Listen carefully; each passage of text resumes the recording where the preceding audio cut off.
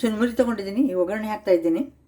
ಇದಕ್ಕೆ ಏನೇನು ಹಾಕ್ತೀನಿ ಅಂದರೆ ಸಾಸಿವೆ, ಜೀರಿಗೆ, ಆಮೇಲೆ ಒಂದು ಸ್ವಲ್ಪ ಉದ್ದಿನಬೇಳೆ, ಆಮೇಲೆ ಅದಕ್ಕೆ ಶೇಂಗಾ, ಕರಿಬೇವು, ಮೆಣಸಿನ್ಕಾಯಿ.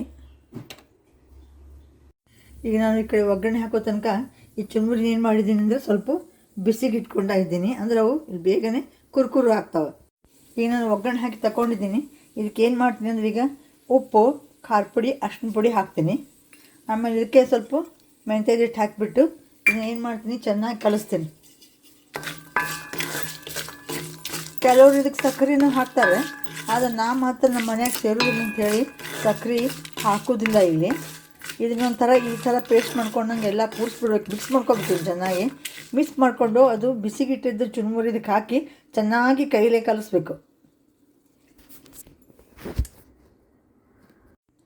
ಈಗ ನಾನು ಇದೆಲ್ಲ ಕಲಿಸಿದ್ದೀನಿ, ಈ ಚಮಚದಿಂದ ಅಥವಾ ಈ ಸ್ಪೆಷಲಾದಿಂದ ಕಲಿಸಿದ್ದೀನಿ. ಈಗ ಇನ್ನೂ ಸ್ವಲ್ಪ ಆರಬೇಕದು. ಆರಿದ ಕೂಡಲೇ ಏನು ಮಾಡಬೇಕಂದ್ರೆ ಇದಕ್ಕೀಗ ನಾನು ಇಲ್ಲಿ ಎವರೆಸ್ಟ್ ಹಿಂಗೆ ಉಪಯೋಗ ಮಾಡ್ತಾಯಿದ್ದೀನಿ.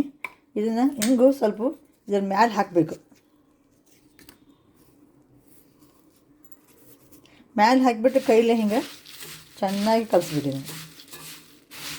ಇದು ಮೆಂತ್ಯ ಹಿಟ್ಟು ಮಾಡಿದ್ನೆಲ್ಲ ಅದನ್ನು ಹಾಕೇ ಮಾಡ್ತಾಯಿದ್ದೀನಿ ನೋಡಿ. ಈಗ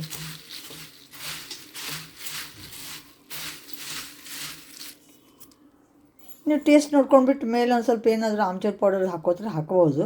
ನಾನು ದಿನನಿತ್ಯ ಏನು ಹಾಕೋದಿಲ್ಲ. ಇದು ನಿಮ್ಮ ಟೇಸ್ಟ್ ನೋಡ್ಕೊಂಡು ನೀವು ಉಪ್ಪು ಸರಿ ಮಾಡ್ಕೊಳ್ಳಿ. ಖಾರ ಬೇಕಾದರೆ ಇನ್ನೂ ಸ್ವಲ್ಪ ಖಾರ ಪುಡಿ ಹಾಕ್ಕೋಬೋದು. ನಮ್ಮನೆಗೆ ಎಷ್ಟು ಬೇಕೋ ಅಷ್ಟು ಹಾಕಿದ್ದೀನಿ. ನಿಮ್ಗೆ ಎಷ್ಟು ಬೇಕೋ ಅಷ್ಟು ಹಾಕ್ಕೊಂಡ್ರೆ ಅಡ್ಜಸ್ಟ್ ಮಾಡ್ಕೋಬೋದು. ಈಗ ನೋಡಿ ಚುರುಮುರಿ ರೆಡಿ. ಇದಕ್ಕೆ ಬೇಕಾದರೆ ಮಿಕ್ಸರು ಮಾರ್ಕೆಟ್ನಿಂದ ತಂದಿದ್ದು ಮಿಕ್ಸರ್ ಹಾಕ್ಕೊಂಡು ತಿನ್ಬೋದು. ಒಂದು ಮಿಕ್ಸರ್ ಮಾಡಿದ್ದು ನಾನು ತೋರಿಸಿದ್ದೀನಿ, ಅದನ್ನು ಹಾಕ್ಕೊಂಡು ತಿನ್ಬೋದು. ಈರುಳ್ಳಿ ಕಟ್ ಮಾಡ್ಕೊಂಡು ಇದ್ರ ಜೋಡಿ ಇರ್ಬೋದು. ಇದ್ರ ಜೋಡಿ ಬಜ್ಜಿ ಮಾಡಿದ್ರೆ ಅಂತೂ ತುಂಬ ಚೆನ್ನಾಗಿರ್ತದೆ. ಮಿರ್ಚಿ ಬಜ್ಜಿ, ಸಾದಾ ಬಜ್ಜಿ ಯಾವುದಾದ್ರೂ ಮಾಡ್ಕೊಂಡು ತಿನ್ಬೋದು. ದಿನ ಅದನ್ನು ತಿನ್ಲಿಕ್ಕೆ ಆಗೋದಿಲ್ಲ, ಆದರೂ ಮಧ್ಯಾಹ್ನದ ಹೊತ್ತಿನಾಗ ಇದನ್ನು ತಿನ್ಲಿಕ್ಕೆ ಹಿಂಗೆ ಒಂದು ಏರ್ಟೈಟ್ ಕಂಟೈನರ್ನಾಗ ಹಾಕಿ ಒಂದು ಏರ್ಟೈಟ್ ಬಾಕ್ಸು ಅಥವಾ ಒಂದು ಡಬ್ಬ್ಯಾಗ ಹಾಕಿ ಮುಚ್ಚಿಟ್ಬಿಟ್ರೆ ನೀವು ಒಂದು ವಾರಗಟ್ಟಲೆ ಇದನ್ನು ತಿನ್ಬೋದು. ನೀವು ಮಾಡ್ಕೊಂಡು ನೋಡಿ ಹೆಂಗೆ ಅನಿಸ್ತದೆ ತಿಳಿಸಿ.